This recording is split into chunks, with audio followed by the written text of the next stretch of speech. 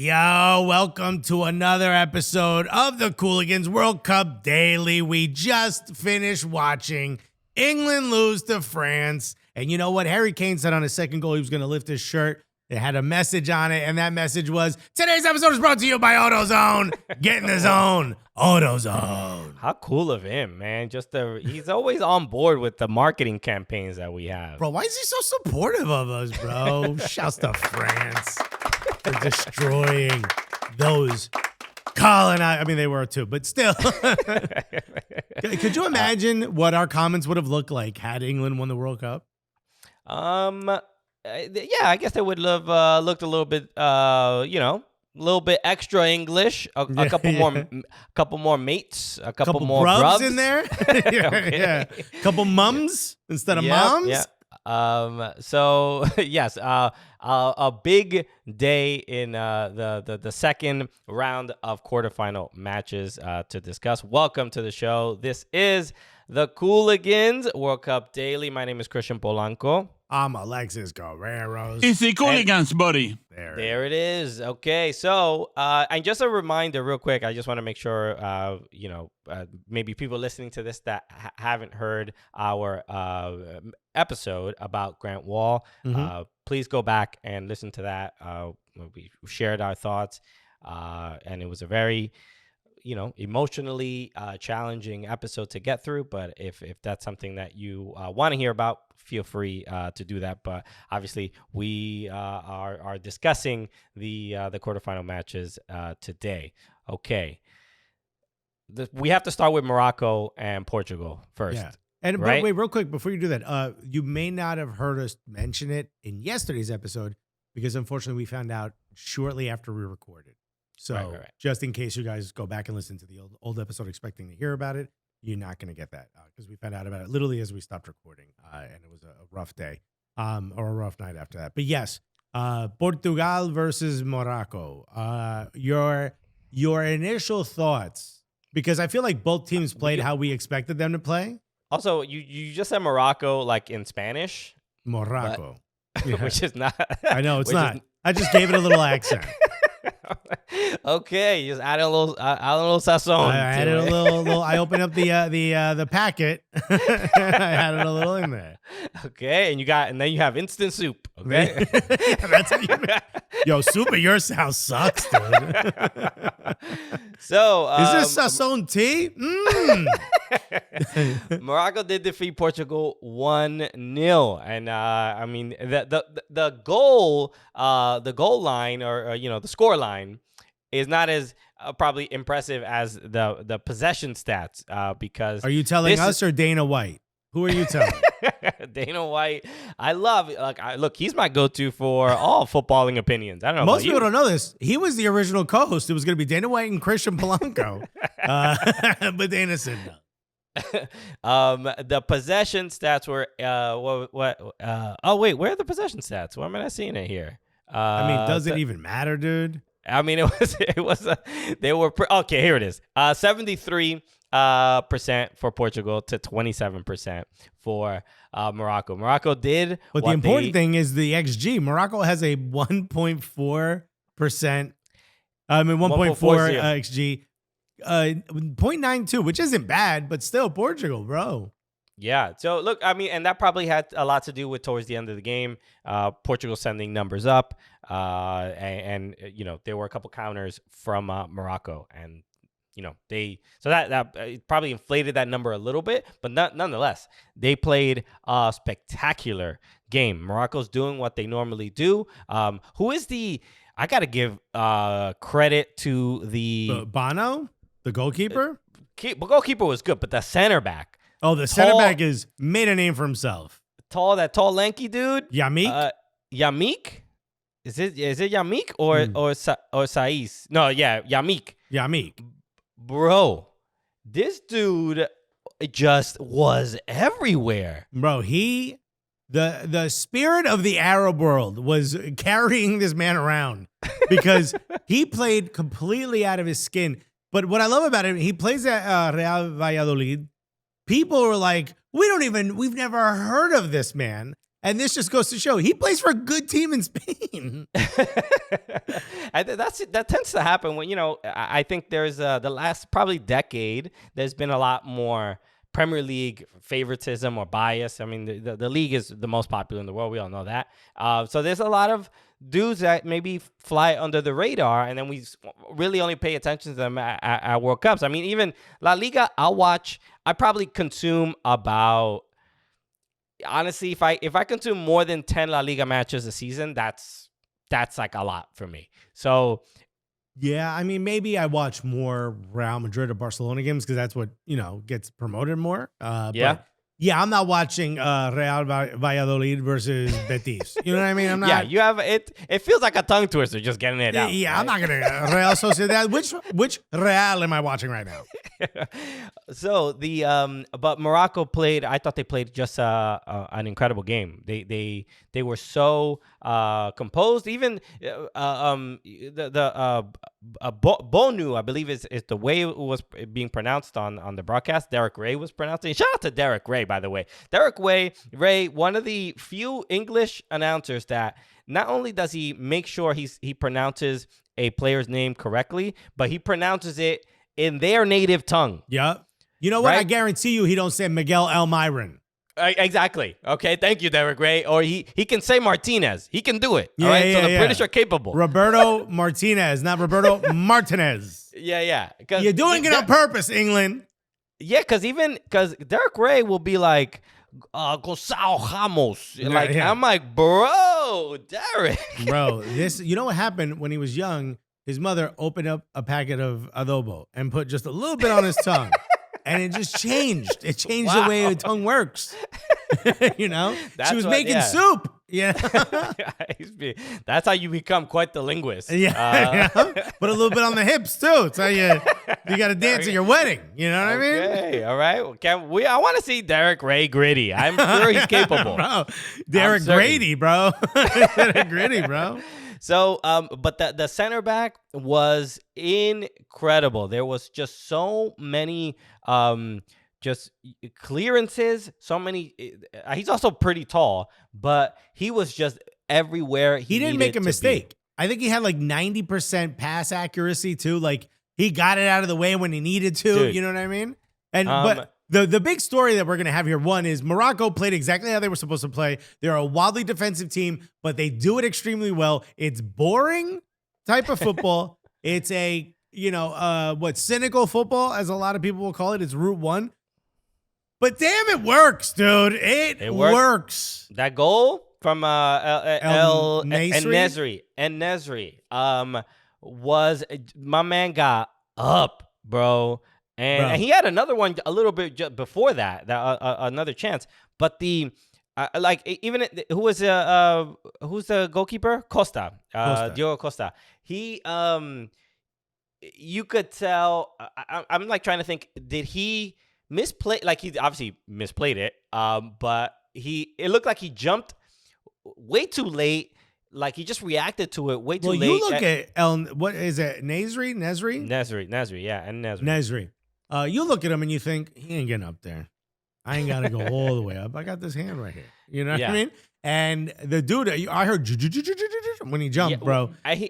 When he got the point of contact with the ball, he's above the keeper's hands. Yeah. Which is like, he wasn't even close. He just completely a poorly timed attempt to go for the ball. He should have just obviously left it alone and probably could have made a stop. Who knows? But it looked like really poor goalkeeping for a second. Even though I still think Morocco deserved to win. And remember, I said yesterday, who was gonna win? I said Morocco. I think I said they might win in penalties, but they got it done even sooner. Look. One of the most vicious counterattacks in the World Cup. The reason they play this sort of boring style is because, dude, when they get on their counter, when they get on a horse, bro, they get into 6th, 7th, 8th gear, bro. It is a completely different animal. It is impressive to watch, and it keeps you on your toes, or certainly on your heels if you're a defender for Portugal. But the conversation we need to have, and this is what everyone will be talking about tomorrow, and I know that this is what Ronaldo is already texting his friend Piers Morgan, is should Ronaldo have started this game? Hell no. No. He had Even though the game changed when he came in, it settled back down. Well, they had him and Gonzalo Ramos on at the same time, and I thought, especially after the game he had Gonzalo Ramos's last game, you sort of thought we were going to see more of the same, and he got shut down. I mean, he really didn't do much of anything. I thought Joao Felix. This is the best defensive team in the World Cup. I mean, right. Joao Felix had a couple really good chances. They just, and Pepe had probably the best chance of the game towards the end. That header that just went wide was insane. And that went wide. So look, so you expect that. You expect they're gonna get a bunch of chances. You're gonna have to put them away. You saw Pepe missed that chance, and you saw the defender. I forgot who it was, but gave him a kiss on the head. Yeah, literally. Just a beautiful moment. I mean, so Morocco has, not only now they are were they the first African team to make it to the quarterfinal? They are the first African team to go to the semifinal. Okay. So now that they're there, it's such a bigger story, and you see the level of support. Qataris are rooting for them. Every other Arab, North African countries. All of Africa. Let's not say all Africa, because we all know. You know what I mean? But I will say, it seems like the Arab world in particular is behind him. And AFCON has been sending some very positive messages to suggest that all of Africa is rooting for them, which is a beautiful thing. You want to see. I want to see an African team get to at least the final. I went to the pharmacy earlier today, and the pharmacist, he's I think Egyptian. I don't know where he's from, but he's Middle Eastern. But first thing he knows, I like soccer and stuff, and he was like, "Oh, did you see African country in the dude, it's beautiful." He was just so into it. If it wasn't World Cup, ask an Egyptian what they think of a Moroccan. They put there's no borders right now. We ain't worried about all that right now. But I think it is filling the Africans with a lot of pride, because we don't usually get to see this. It's a beautiful thing. There's so much either if it's underfunding or corruption or whatever that doesn't really allow a lot of these African countries to really thrive. So this is sort of going against the grain, the narrative that we normally see. So I think it's just absolutely incredible from Morocco. You gotta play with a grit and heart that is just unreal to stop some of the teams that you're facing. I mean, they really didn't let Portugal do much of anything. They were always there. And then and I know we're gonna talk about the Ronaldo and blah blah blah, because that makes the headlines, but the captain, Sofiane Amrabat. This dude is a beast, bro. He's the Tyler Adams of Morocco, bro. He was box to box. This guy was at the concession stand flipping burgers. He was doing it all, dude. He did everything in this game, bro. Amrabat, I think if I remember correctly, was it in AFCON or something? I think it was AFCON. He's do you remember there was early on when VAR was first brought in? No, that was a Tunisian team where he looked at the camera and he goes, VAR is bullshit. Yeah. It was that. There's another Amrabat then. That's like dude's name. I think it's Tunisia where they did that. Okay. Yeah. I'm like, this is the Amrabat that did that, right? This guy's a hero. But maybe he's not. But that became a very famous meme too. Yeah. So, but he had an incredible game, and he's been just the pillar of this Moroccan team. Just incredible. So I'm glad my prediction was correct, because I think there's a lot of people. I saw this on Twitter as well. A lot of people were rooting for Morocco to win, but also there were a lot of people rooting for Portugal to lose. Okay, so this is the problem. They got it all. Portugal gets so much hatred because of Ronaldo, and also now that Portugal lost, I really want Messi to win a World Cup, dude. Bro, if Messi wins a World Cup, and the last images of the World Cup for Cristiano Ronaldo we see are him crying, walking into a locker room. For a lot of people, it's gonna bring them a lot of joy. I'm just saying. I'm gonna be pretty happy. I have no skin in the game. All right. Argentinians don't call themselves Latinos. You know what I mean? I don't necessarily want to. I'm sorry, Kevin. I don't want to root for Argentina, but I really do want to root for Cristiano Ronaldo to have a bad day. You know what I mean? And there's no easier way for him to have a really bad day is him having to sign for Al Nassr immediately after. Yeah. Immediately after Messi winning a World Cup, what he couldn't do. Cristiano Ronaldo in 4 years is going to be in the World Cup in Canada, Mexico, and the U.S. begging to start. Right. He will not go away until he wins one if Messi wins one. He is, 37? Look, the tears to me seemed like hopefully he's accepting this is the last time I might be wearing a Portugal shirt. I don't know. Or at least maybe this is my last World Cup. Don't know. But I think we saw in this tournament that the way coming into the tournament, doing the Piers Morgan interview, it's like realistically, if I personally don't want to talk about this dude's ego or personal life that much, but he is such a big story. Yeah, it's hard not to. But he makes it about that.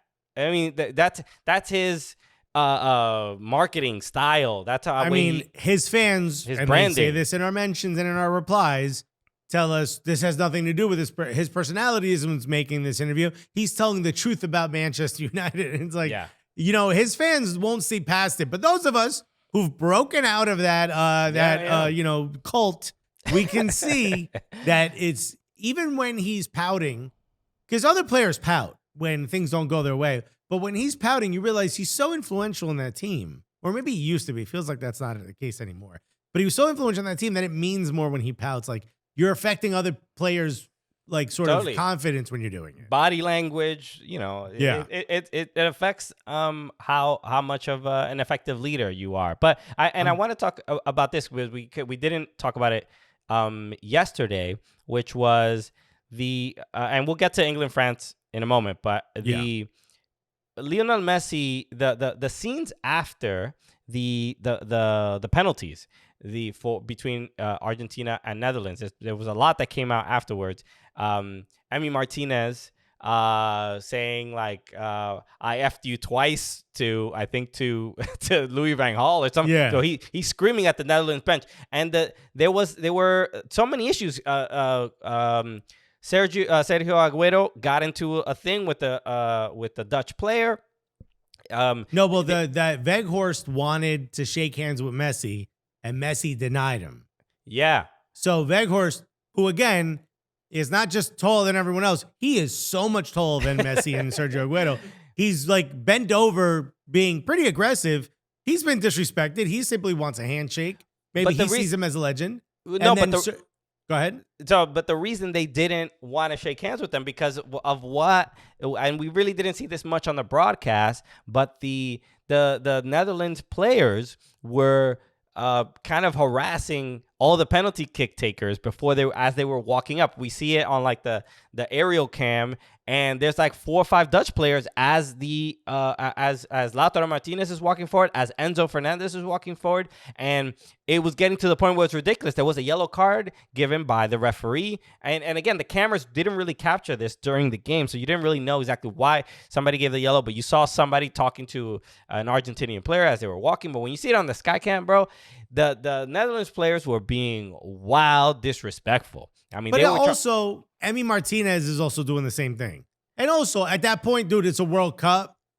Expect a little gamesmanship. You feel me? But if it got to the point where they're getting yellow carded for it, they're going too far. So I understand you kind of expect it from goalkeepers a little bit. The Netherlands goalkeeper was literally in Messi's face as he's standing over the ball. So it's not unheard of. But Messi turned the corner. So, right. So the main thing you saw him in the interview where he was like, "¿Qué haces, bobo? Bobo." But so this is a different Messi. We're not used to seeing this. Messi went up to Louis van Gaal and did this and waved at him. which only tells me one thing, is that Messi's really prepared for Miami now. I mean, this guy gets it, bro. If you go be around these petty Latinos, my G, you need to be getting in people's faces. Okay, imagine just Lionel Messi stuck in traffic. All right, or Lionel Messi getting his bill at Versailles a little too late. He's going to ask for the manager, bro. We are in Karen Messi era right now. So this is why I think they have a very strong chance. Look, they're semifinal against Croatia. You have to favor Argentina, especially if they're coming in with this kind of swag, a little bit like, all right, no one's gonna push us around. Look, they gave up those 2 goals to send it to extra time and went to penalties, but they did what they had to do. And when you have Emi Martinez as your goalkeeper, and if it goes to penalties, I feel like you're gonna have to favor him right now. But I just wanted to make sure we spoke about that, because Messi is just on. He's a new guy right now, and if it feels like they have their eyes locked on the final. He's got 0 fucks to give now, bro. Let's go. I do want to ask you about this, because the Portuguese team, it seems like there's a lot of players that have upped their value outside of, obviously, the Ronaldo circus. A lot of people talking about Ramos, but I was trying to look for it before when you were speaking, and I can't seem to find it on Transfer Market. But I think João Felix's contract expires this year. Yeah, I think it's at the end of this year. I don't know if it's at the end of this year, but it's coming up soon. I know it's getting to the point where his value is becoming so high that Atletico has to sell him. Like there's just no other, it would be ridiculous to keep him. But also they're not even playing him at Atletico Madrid. I mean, the guy's not getting that much opportunities. Apparently him and Simeone don't get along. Oh yeah, I've heard things like that. Yeah. Yeah, I don't know exactly what's happening, but I mean, again, we've heard the name João Felix for so long. He's 23 years old. He's a kid, dude. He went through a period where it wasn't looking great, but now the kids look pretty incredible in this World Cup. Yeah, he has, and I think that's sort of this is what I like about the World Cup, that it is simply, I think I've made this comment before, but like you could just inflate your value. You could just have a couple good touches, and everybody's like, oh my God, why has this guy not been on our radar, right? Valladolid's old desktop, friggin' Dell computer is all of a sudden the vibrating off the desk. Compact Presario is going wild. They got an HP, bro. They got a dusty ass HP that they got at Costco. You know what I mean? And that thing is lighting up right now. Yeah. Because of the center back. I mean, this is an opportunity. It's one of my favorite things. And by the way, when one of these, like a James Rodriguez, you're gonna buy him and you're gonna be like, this ain't the guy we bought. What happened? Yeah, I do the thing you did before in the World Cup. So look, he's not a player that we don't know or whatever, or we know what he's capable of. But maybe I think playing at Atletico, playing in such a defensive system, you gotta take the reins off, bro. Diego, I'm trying to shine, and no players can go shine out there. Bro, let my man dance a little, dude. Yeah, I mean, they got them running laps in the game, who bro. Came from, Partey came from Atletico, right? Before he was at Arsenal. Thomas Partey. Yeah, I was like, that's structure guys. Guys. That's what you get defensive midfielder or back. Yeah. That's why. And Antoine Griezmann went to Barcelona. Nah, bro, it didn't work. It didn't work out. Dusty, they were bro. like, nah, bro, you still you too old. You stuck. I can't teach this old dog new tricks. That's Anytime I hear the word Griezmann, all I think about is Nigerian scams and his relentless pursuit. Aaron West put all the African players that have done really well at the beginning of the World Cup. Mm-hmm. And this person, he would put the player's name and the one thing they did really well. And he put love seeing my people shine. Nigerian Scams quote tweeted that and put Antoine Griezmann doing the Dougie in the locker room. Black excellence. And Aaron West replied, I hate you. Bro. He's never let it go, Tosin. I love you, bro. Everybody knows Antoine Griezmann is a black king, all right? Bro, we know we support him. You did this to yourself, Antoine. Whatchamacallit? And you know what I would go back to is, was it Stromae who did Ale, Ale, Ale, Ale, the... No, that's the song. That's Yeah. his name is Veja Dream. That's it. Yeah. So when they were walking around the stadium, which is like, to me, one of the most iconic moments in the sport, when they're going around the stadium and as he's calling the players, they're dancing, right? And the Griezmann part is like mad quick, like Griezmann. All right. And Yeah, back to the black players. But that's why the song is so incredible. It's just it still slaps. The song is incredible, but he's not hiding who he's favoring or who he's supporting on the French national team. Not at all, bro. It's very like he's like, and then Antoine Griezmann's there. Anyway, Pogba. He has individual lyrics for every black player, and then he has not the melody. What's the bridge is sort of like he just throws in all the white players. I'm like, they're here too. But I think Giroud is the only one that gets a little bit more love than everyone else. But whatchamacallit? So obviously that's one of the moments that I love. But I do want to talk about the relief I felt watching England lose. Speaking of the French national team, I was happy is not the feeling necessarily that England lost. Relieved. It's a relief. I did want it to go to extra time though. I think this game deserved. I wanted more soccer. Okay. It's football, mate. Because look, I don't want France to win the World Cup again. Why? Why do you hate? No, I just want to see somebody else win. Let's go Morocco. Let's go be crazy. Morocco won. Crazy is the right word for it. Yeah, dude. yeah. It would be Greece in the 2004 Euros, bro. So I mean that semifinal is gonna be crazy. Morocco, France. But yes, well, we can break down the game a little bit because I thought England were the better team. So England were the more dangerous team. Mm-hmm. And to be honest with you, there was like, somebody said that Gareth Southgate for the last 2 years has been coming up with an anti Mbappe plan, like how to stop Mbappe for 2 years. I gotta say, job well done, dude. He was relatively ineffective in a way where it's like, let's triple Michael Jordan because we don't think Scottie Pippen going to stop us. It felt a lot like that, but Giroud, bro. I mean, forget Giroud, Chouameni, bro. The Chouameni goals are great, but that's where I was actually sitting there thinking, like, if you need your center back to have a cannon to beat this team, then they're probably doing better than you think. Okay. You know what I mean? Well, he's not a center back, but he is Chouameni, defensive midfielder. Defensive mid, yeah. But he that shot was spectacular. Jude Bellingham. It was one time. Yeah. I mean, it was just... He took one touch, but not to... I was impressed. Yeah, he did. He took one touch to... I'll do he did the prep touch. You know? He did the let's put this down touch. Yeah. He did that. And then...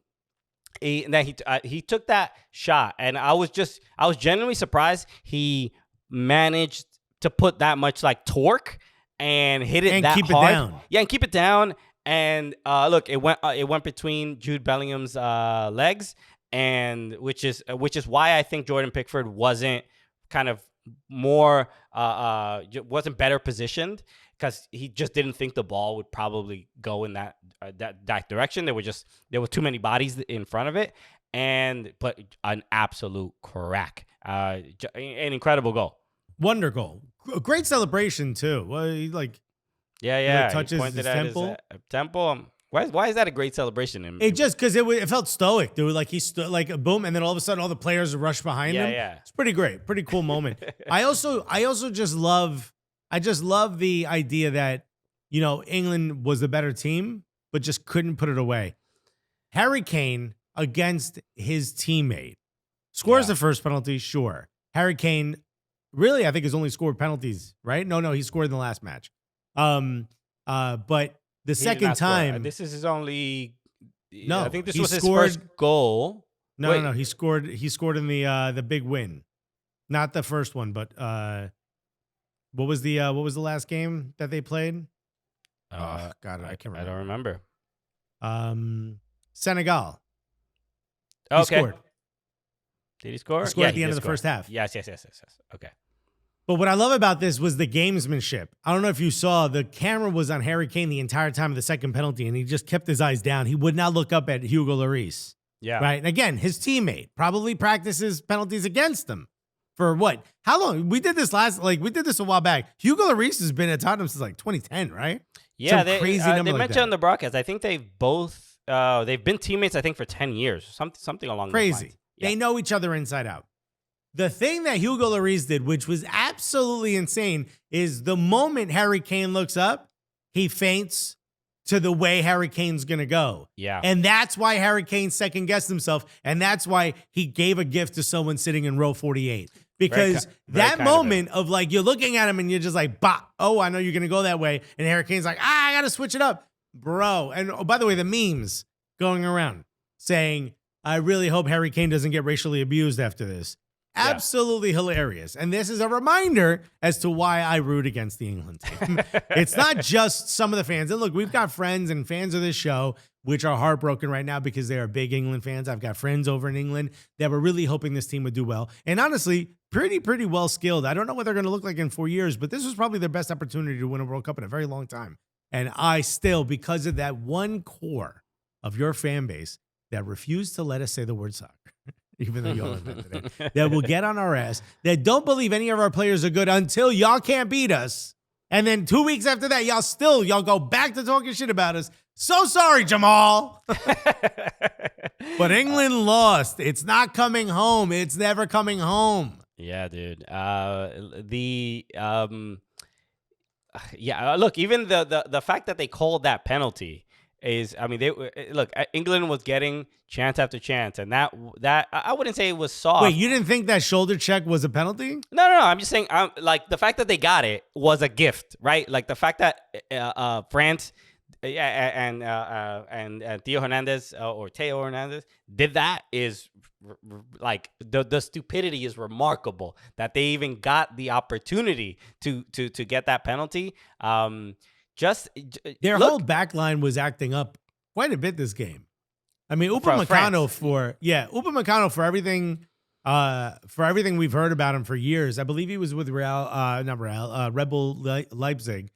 Absolutely one of the biggest names. Bayern one of the biggest. He's at Bayern now. But Mm-hmm. I remember when he was back there, I mean, everybody was talking about this guy. Yeah. I wanted Arsenal to get him. They obviously didn't go after him. But he had what a weird game he had. He was making some really rash tackles. Yeah. It's almost like everyone else was like, guys, let England, bottle it themselves.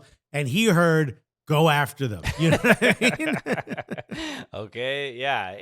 It was I wouldn't say France played uncharacteristically. I thought they were still pretty sharp. I thought, Rabiot also, I'm like, when he had that chance, when there was like that miscue and he had that run through the middle in the beginning of the second half, I'm like, has Rabiot always been this fast? Why is he so fast?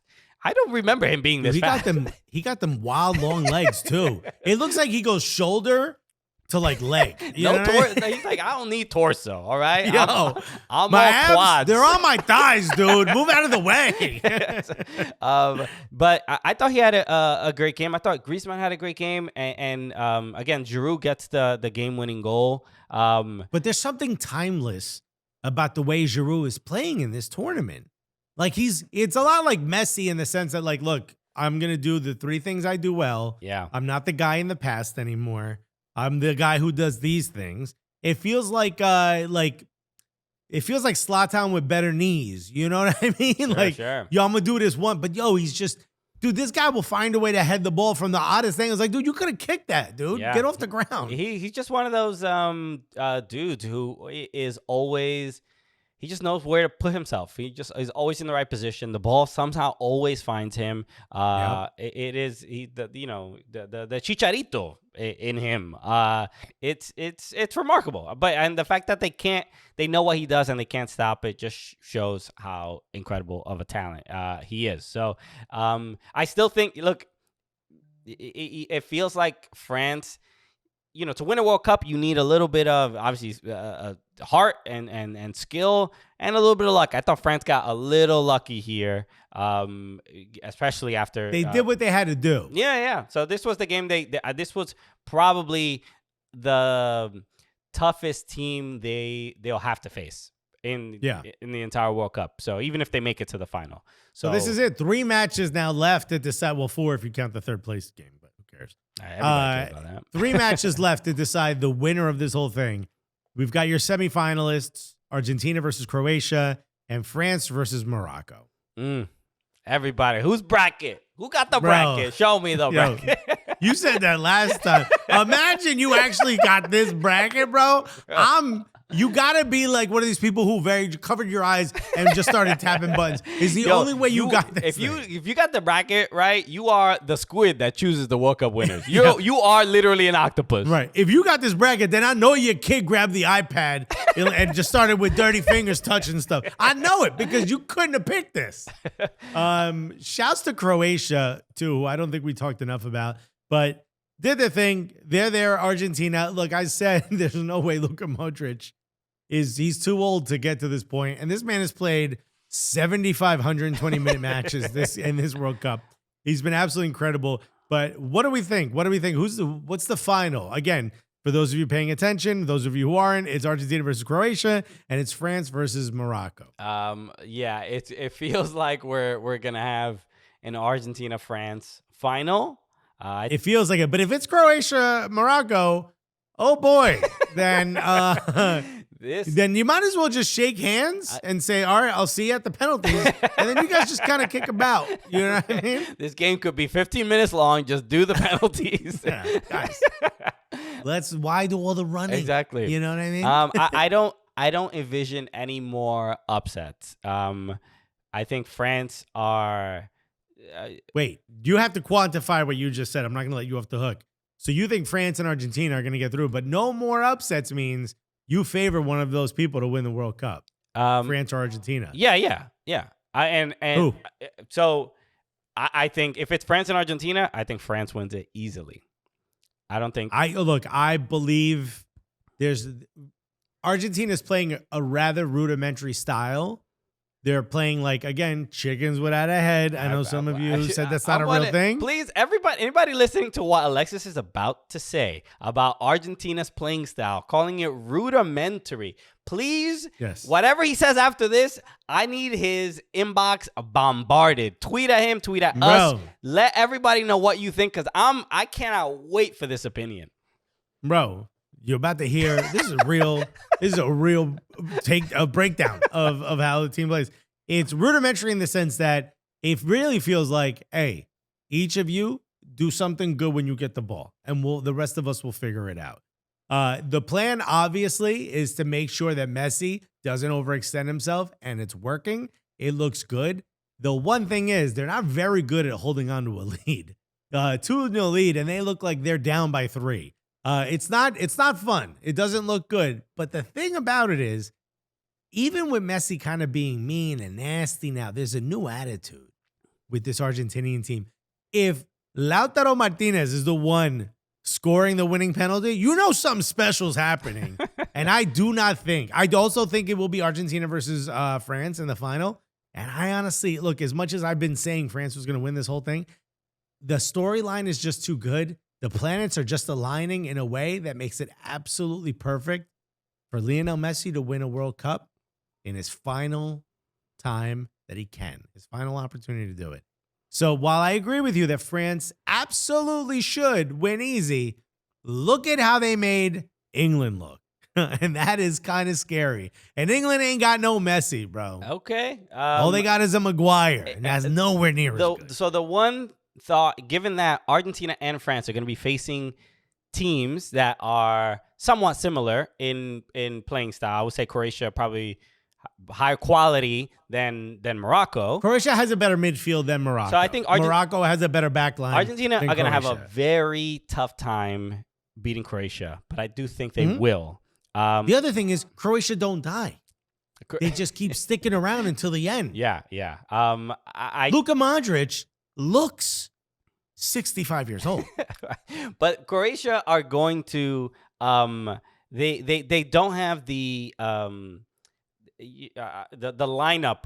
They can't bring in a 6'6" striker to make it a little bit difficult for Argentina. They have very good players, and it is going to be a little challenging for Argentina, even just athletically matching up. But I do think Argentina are just way too skilled, and Messi's Messi, and he's going to do what he always does. But I think you think Messi gets to the final and loses to France? I think so. It's not even just about Messi. I just think the Argentinian team can't match up with France. If France make it to the final, I think they're way too good.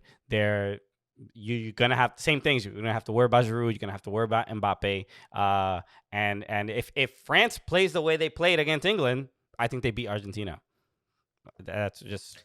Yeah, I mean it's gonna be a fun one. Look, I just want to make sure we avoid Morocco versus Croatia. Sorry, Matt Pavich. That's not a final I want to watch. I'd rather watch the third place game. Look, it's I like at least the France Morocco storyline is also very like. What is it? It's something like Morocco's defeating everybody, like in the Iberian Peninsula or whatever. Like they're coming after everybody. They're on a mission of retribution. They're out to defend their father. What was it? Avenge their father's death. Right. Like in those old movies. Don't they? I think isn't French I don't know if it's a national language in Morocco, but I think a lot of people do speak it there. They have a history with France. Yeah. So sure. The games are going to be entertaining. I think that one definitely the storyline is pretty good as well. So those December 13th and 14th are those semifinal matches. And so we'll be back in the studio on Tuesday. And hopefully I'm there. I mean, I still tested positive again for the COVID, but hopefully I mean I feel fine, but you know how these diseases are nowadays. They don't want to go anywhere. They linger. They're like Luka Modric. They won't go away. Okay, I got the Croatian COVID. Damn. Okay. Yo, COVID, the best midfielder in history, bro. Bro, box to box. How are you? You're not tired, dog? Damn, yo, you got that Real Madrid COVID, bro. So we'll be back on Tuesday with another World Cup Daily. These episodes are winding down, but they've been fun as hell. So thank you so much for joining us. As always, follow us on all social platforms at Soccer Cooligans. Leave a review of the podcast if you have not. We've got a lot of really fun reviews. Can I pull one up? I probably don't have enough time. I'll do it tomorrow on the next episode. Just again, our final thoughts. If you have not listened to our episode about Grant Wall, please go through that. We are doing our jobs, and we have to clearly continue covering the World Cup, as a lot of other journalists are, and a lot of content creators and people. And this is a difficult time, I think, for everyone. So it's we go in more detail in that episode, but we just want to let everybody know we're obviously thinking about Grant and his family, and it's just it's difficult, but we're all powering through. And by the way, thank you to whoever put flowers on Grant Wall's seat at the press box. That was a beautiful thing. All right. Love you guys. Thank you so much. Thanks again to Harry, the best producer in the game, for finding a way to get here and to do everything and make sure that this virtual episode works. Thank you ever again. All Gully Squad members. Shouts to Gully Squad. You guys have been absolutely amazing. Thanks for all the messages you've sent. Hopefully you laughed a little bit in this episode. I know this was difficult for us to do, but enjoy. Take care. We love you guys. Peace.